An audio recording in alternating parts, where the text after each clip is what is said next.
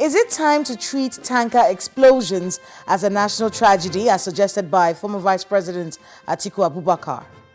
The head of the presidential CNG initiative has said he is deeply saddened by the tragic accident on the Karu bridge between Kugbo and Nyanya in the Federal Capital Territory, which according to the FCT Emergency Management Department happened when an alleged biofueled trailer heavily loaded with cement and approaching Nyanya bridge from AYA lost control and crashed into stationary vehicles trapped in that long holdup that we're all used to on that road. 10 people are dead and over 30 people injured, according to the FCT Emergency Management Agency. We send our sincere condolences to their families. Today, we have a sit-down with the FRSC Public Education Officer, right after we update you on the front burner stories from Nigeria's presidency. This is Dateline Abuja.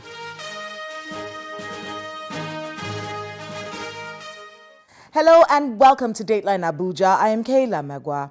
Let's begin with an update on the major stories from Nigeria's seat of power. President Bola Tinubu held an emergency meeting with service chiefs led by the Chief of Defense Staff, General Christopher Musa, including the Inspector General of Police, Kayode Egbetukun, the National Security Advisor, Nuri Bado, and the Director General of the Department of State Services, Oluwatosin Ajayi.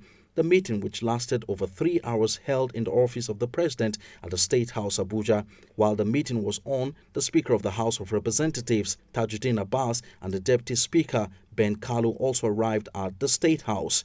The President of the Senate, Godswill Akpabio, and the Leader of the Majority, Senator Opeyemi Bamidele, arrived later and also made their way into the office of the President. No statement was released after the meeting ended around 4 in the evening. Meanwhile, not long after the meeting, President Bola Tinubu declared a state of emergency in Rivers State with immediate effect, suspending Governor Siminalayi Fubara, his deputy, Professor Ngozi Odu, and all members of the State House of Assembly for an initial period of 6 months. Announcing the declaration in a national state broadcast, the president said the grave situation in the state could not be allowed to continue and required extraordinary measures to restore good governance, peace, order, and security. The president also appointed the former Chief of Naval Staff, retired Vice Admiral Ibok Ete Ibars, to serve as the sole administrator of the state during the period. It has become inevitably compelling for me to invoke the provision of the Section 305 of the Constitution of the Federal Republic of Nigeria, 1999, as amended, to declare a state of emergency in Rivers State with effect from today, 18th March, year 2025, and I so do. By this declaration, the governor of Rivers State, Mr. Siminalayi Fubara, his deputy, Mrs. Ngozi Odu, and all elected members of the House of Assembly state are hereby suspended for an initial period of 6 months. I hereby nominate Vice Admiral Ibok Ibars, retired, as administrator to take charge of the affairs of the state and the interests of the good people of Rivers State. For the avoidance of doubt, this declaration does not affect the judicial arm of Rivers State, which shall continue to function in accordance with their constitutional mandate. The administrator will not make any new laws. He will, however, be free to formulate regulations and may be found necessary to do his job, but such regulations will need to be considered and approved by the Federal Executive Council and promoted by the President for the state. A day after the declaration by the President, the Minister of Justice and Attorney General of the Federation, Lateef Fagbemi, justified the state of emergency declared by President Bola Tinubu and suspension of Governor Siminalayi Fubara, his deputy, Mrs. Ngozi Odu, and all elected members of the House of Assembly of Rivers State for 6 months. Speaking with State House correspondents in the State House, the minister said the suspension of the elected officials was necessary as they were party to the crisis affecting the state. He also emphasized the need to protect the nation's economic lifeline and the governor's failure to address the situation in the state. The decision of Mr. President is anchored on the decision of the court, Supreme Court at that, The second one is the inability of those involved, both the House of Assembly and the governor, from being able to, create an enabling environment for the people of Rivers to enjoy the dividends of democracy. Then the third in the series is about the security situation in that place. Nigerian American multinational company Visa Incorporated have begun partnership talks on establishing a data center for infrastructure to bolster the country's digital economy. During a meeting with a delegation from the organization, led by its regional president for Central and Eastern Europe, Middle East and Africa, Mr. Andrew Tor, at the presidential villa, Vice President Kashim Shettima underscores the importance of investing in modern technologies. According to him, the agriculture sector also requires modernization to thrive, as the current administration of President Bola Tinubu is committed to promoting food security in the country. Nigeria, that's where the action is. Of the 10 fintechs in Africa, of the 10 unicorns in Africa, about 8 are in Nigeria. Exactly. Yeah. Money Point was the newest edition. Money Point is the newest edition. And agriculture is key to the 8-point agenda of the present administration. President Tinubu is really keen on repositioning the agriculture industry here. And we have to embrace technology. We have to embrace modernization. If we want to improve on agriculture, we have to embrace modernity. Improved agricultural prices, improved seeds, fertilization, intermediate technology, and Tribe Agriculture is a company that has focused on food security, providing up-to-date data to our farmers. And be rest assured that the patronage, the partnership between the people and government of Nigeria and Visa will only grow by leaps and bounds.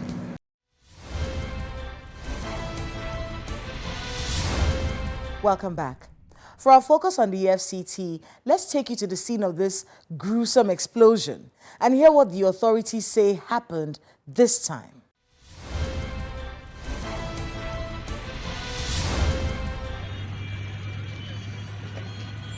Residents of the nation's capital who reside on the Abuja-Kefi axis scamper for safety following a tanker explosion on the highway. The incident occurred when most workers were making their way home.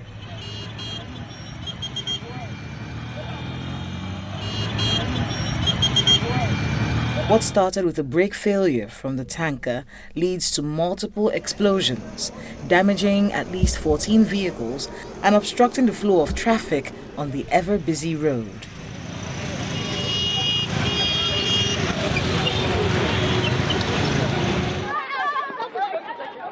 The morning after the incident affords relevant authorities and residents an opportunity to assess the situation.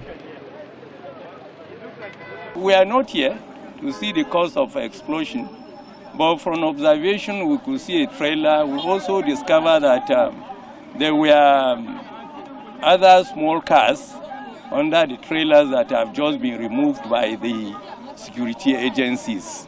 We are working hard to see that these trailers movement could be limited to at least night time. So I do believe that by the time I explain to His Excellency, the Deputy Governor, who is now presently standing in for the Governor, I believe he will get in touch with the authority in Abuja, that is the Honorable Minister, and we see how we can take some measures on how to at least limit the movement of these big trucks in the afternoon. Whenever accident happens, we have to trace it back to the original issues. And here clearly there was a brake failure, and I understand that various vehicles were involved. First responders came to the scene. We wish they do so earlier and faster sometime. But we also noted, even in the videos, that a lot of people did not observe basic safety precautions when you have an accident, which means you need to evacuate the scene. We saw a lot of people still milling around this accident scene once it happened. So I think it's very important that we understand that it's human behavior that, number one, determines the degrees of fatalities of accidents, even after the accidents happen. And so all of us should strive towards better steps in the future. This eyewitness was there from the very beginning of the incident and gives an account of what led to the explosion. I overheard people shouting, the vehicle felt brake. So when I look into my mirror to ascertain what is really happening, I saw the truck direct behind me. That was the only thing I discovered. The next thing was the truck crushed me. We were 7 in my vehicle. The vehicle crushed us down to this place, as you can see. So I tried the best I could. I know it's God that saved me. I was able to come out of my vehicle, and other people were trapped in the vehicle. So I was like trying to bring some to assist, because there were no people. Everybody was running because of the explosion. I was trying to assist, but I couldn't because of the level of the fire that was coming out, and that was how I crossed down to that site. Emergency responders are still clearing up the debris on the highway, while those who were injured are taken to hospitals in different parts of the nation's capital. It involves 16 vehicles, and 6 people were recorded dead yesterday. Several people sustained injuries, and they are at various hospitals. And you know, we do hospital follow-up to ascertain whether they are still alive or they are not. So investigation is ongoing, and the Federal Road Safety Corps, when the investigation is concluded, it will give press release to the general public. More people have been ascertained dead by the medical personnel. They have been declared dead. So the number of lives lost are about 8. Presently, we have lost 8 lives to this ugly incident. Attempts to assess the situation of those who were injured were denied by hospital authorities. However, according to a statement from the FCT Emergency Management Department, the remains of those that died in the incident were deposited at the Karu General Hospital, the Asokoro District Hospital, and the National Hospital. At least 30 persons are receiving treatment at the hospitals. Meanwhile, the FCT Minister Nyesom Wike is calling for strict compliance with traffic rules and has offered to foot the bills of the casualties of the accident. Speaking through his Senior Special Assistant on Public Communication and Social Media, the minister described the incident as avoidable and expressed condolences to the families of those who lost their lives. On his part, President Bola Tinubu, in a statement from his Special Advisor on Information and Strategy, Bayo Onanuga, has directed an immediate investigation into the tanker explosion, while praying for the souls of the departed and comfort for their families.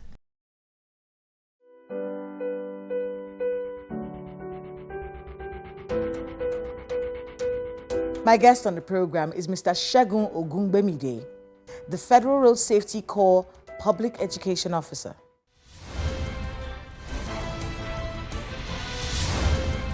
Mr. Olusegun Ogungbemide, welcome to Dateline Abuja. Thank you very much. We haven't had you on this program. Welcome. It's special welcome. I'm happy to be here. I'm happy to be here. But we don't like the circumstances that have led you to being here today. Well, let's talk about it. Yeah. This accident that happened at Karu under the bridge. Yes. You know, that's one of the biggest fears when you think of that hold up every single day, because going and coming from Karu, it's just that one road. Yes. So the FCT minister has been doing what he can to create alternative roads. We've been hearing that conversation. We hear that there's construction ongoing to provide alternative roads. But you see, that crowd going back in the evenings and then trucks on the road at that same time. So let's start off by getting the details, at least so far, of what caused this accident that's claimed, and I hear from the FCT Emergency Management Agency, 10 lives and over 30 people injured. Yes, thank you very much. It is quite pathetic. And on behalf of the Commissioner, Sheikh Mohammed, I want to really commiserate with the government of FCT and the family of the victims. We pray that we'll continue to avert this kind of incident. The preliminary information we have from our team is that the truck failed brake.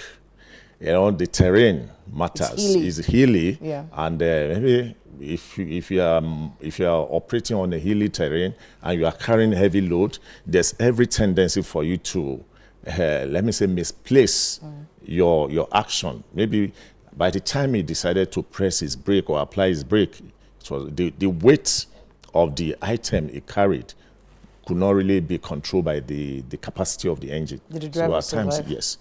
At a time, I wouldn't be able to say that. For those that were injured, I don't want to believe that those injured were in the vehicles that were involved in the crash. And that is where we need to talk to our citizens. You think it was bystanders?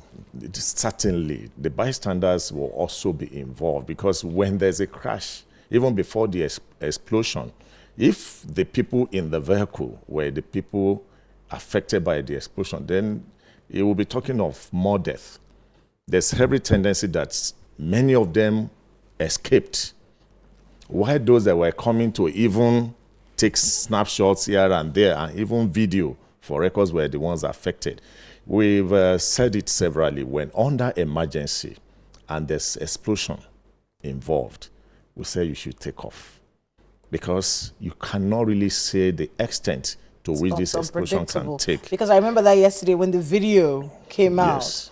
and you know the gridlock was on, the fire had already started. Exactly. While the video was still being shot, another explosion happened, and people were ducking for cover. It was a staggered, yes, a staggered it was explosion. So we started screaming. We're like, with all the ads, even here on Channels TV, we've done so many ads talking about. So you see, thank you very much for that. Why you're supposed to run away? But let's talk about the modus operandi if you're in a gridlock.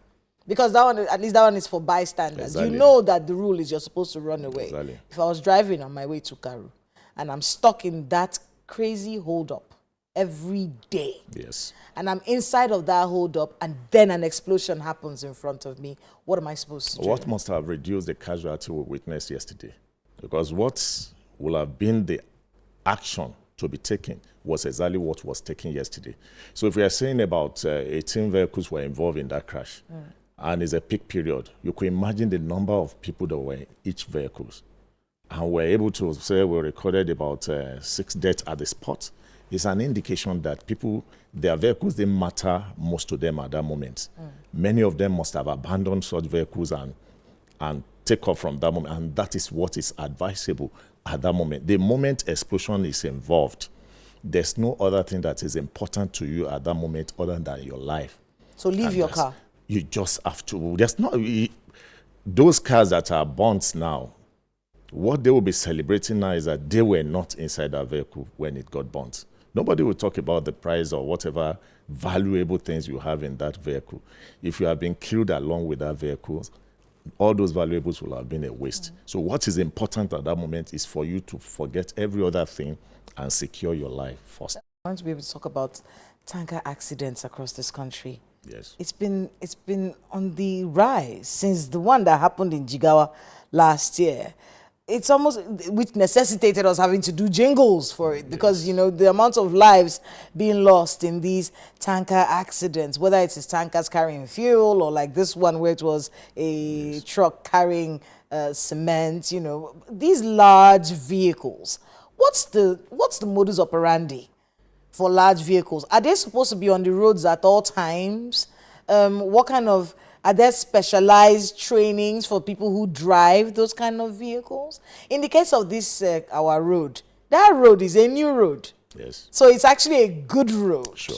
So in this case, we cannot say the road was bumpy, even though it was. But that's not the function of the road. That will be a function of the driver and his training to handle that sort of situation. When it comes to issues of our intervention, I want to take it from our point of strength, which is we've been able to distribute all our operatives in virtually all the loading points, both for dry and wet cargoes. Because we realize that when issues of enforcement comes up, at times it becomes petty for you to think you can be running after loaded tankers on the highway.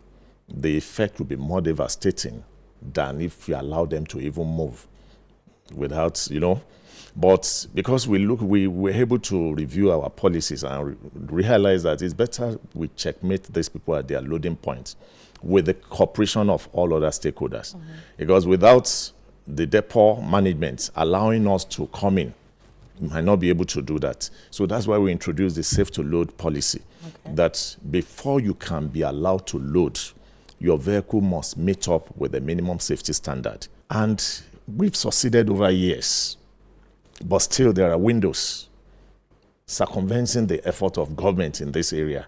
People will use the good vehicle that is certified to move the item out of the depot. Coming outside, they transload to vehicles of their choice that is not known to us. And we are talking of close to 10,000 of vehicles moving daily. I'm talking of tankers alone, moving dailies on all Nigerian road network. It's not possible for us to do route lining for this. I know you felt it's overwhelming. It might look like that. That's why it's not totally enforcement, but still enforcement from another angle, but not enforcement on the highway. Someone who is insidious enough to trick the authorities exactly. by carrying good cars to load, then you now go to a place where you know that the FRSC are not looking, and then you load into a poor vehicle. That is not someone that cares about anybody. Is there any kind of prosecution for people like that? That is what has really assisted us to this point, where when they are caught, they are made to face the law. Mm-hmm. But at times the damage will have been done. If you know what we are managing as regards the number of fleets of all involving tankers that are carrying wet cargoes and trucks that are carrying containers and other items, you know that it's not easy. You appreciate that FRSC have really tried. You know why we feel embarrassed when there's a crash? It's because at times when it gets involved in fire, lives are lost. As human beings, the tendency for us to say this thing is rampant. But when I tell you the figure of vehicles that move all over the Federation, you know what we have saved over the years. I know a company that has more than 2,000 tankers in Nigeria today, and they have been boasting over the years, in the last 6 years, that they've not been involved in a crash. What are the things they do, which we have adopted and introduced to all other truck owners? What's their name? We should celebrate. I don't want to. We should. You might also hold me responsible for celebrating. Let us know them so that the other ones who are not like them can feel a little ashamed. Let me just say that they are the major marketers. Okay. What are the things they do? One, the bulk of the trucks they operate with are brought in new, if you want to call it tear rubber. Why we have this other side that bring in vehicles, trucks that have spent their time outside the country. That's why we brought in the issue of minimum safety standard. Okay. Because they will tell you we have crisis with economy, we cannot buy new fleets and here. Secondly, these companies, this major, like how may put it now, train and retrain their drivers annually. Third one is vehicle maintenance. When any knots removed from the vehicle, the driver cannot move it out of the premises. But this other man would decide to manage the vehicle out and say, when I come back, I'll work on it. You can see what you expect. And the fourth one is the welfare of the drivers. If you move on the highway, the moment it's 7 p.m., you are made to park and sleep and rest. Why you see these people moving through the night, even when they are tired? So these are the things, we call it total experience in FRSC, that we try to introduce it to all other roads. And for some of them that have adopted it, they've been coming to say, this is working. We have a way of regulating them, but you agree with me that transportation sector is huge and is quite dynamic. That's why our own policies too try to be dynamic to meet up with them.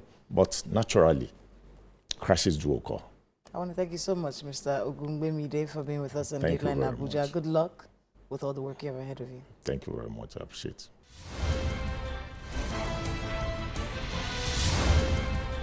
Below are the emergency numbers to call when you witness these types of disasters. Remember, you should leave the scene of any explosion. Don't stand around filming or lamenting the situation. Leave and call the authorities. That's Dateline Abuja this week. Please let us know the happenings in your neighborhood using the social media handles showing right now on your screens. Thank you so much for watching. I'm Kayla Magwa. See you next time.